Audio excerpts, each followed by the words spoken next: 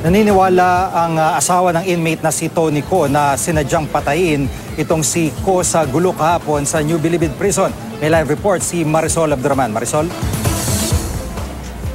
Ito nga ang kanyang asawa, ang asawa nitong high-profile inmate na si Tony Ko, na napatay ito dahil sa gulo sa Building 14 ng New Bilibid Prison kahapon. Iit niya walang riot na nangyari gaya ng sinasabi ng Bureau of Corrections.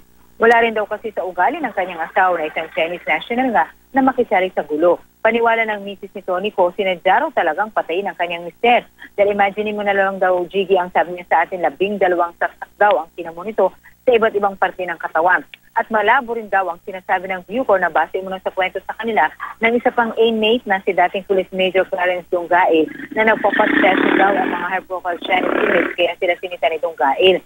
Malabo raw kasi mangyari ito ayon sa kanyang misis dahil sobrang higpit daw ng mga staff para sa mga dalaw ng mga inmates. Ang paninigarilyo nga raw ay hirap na hirap ng ipuslit. How much mo pa daw ang magpasok ng kontrabando gaya na lamang daw ng mga shabu. Sila nga raw ng mga misis Jiggy pag pumupunta o dumadalaw ay pinaguhubad kahit pa ang kanilang mga underwear at pinagbubuka pa raw sila para tiyakin talaga na walang isisingit, walang makakapuslit na anumang ipinagbabawal habang dumadalaw sila doon sa loob. Kaya ang hiling nitong misis ni Tony Ko ay sana raw maimbestigahan ng maigi ang nangyari para raw mabigyan ng hustisya ang ayon sa kanya ay hindi raw makatarungang pagpatay sa kanyang mister. Sagot naman ng Bucor, hintayin na lamang daw ang resulta ng investigasyon ng CIDG.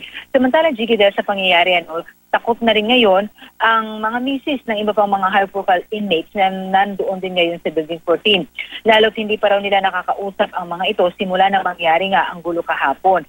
Actually, Jiggy, kahapon ay supposed visiting day pero hindi na sila pinayagan na makausap at makadalaw sa kanilang mister.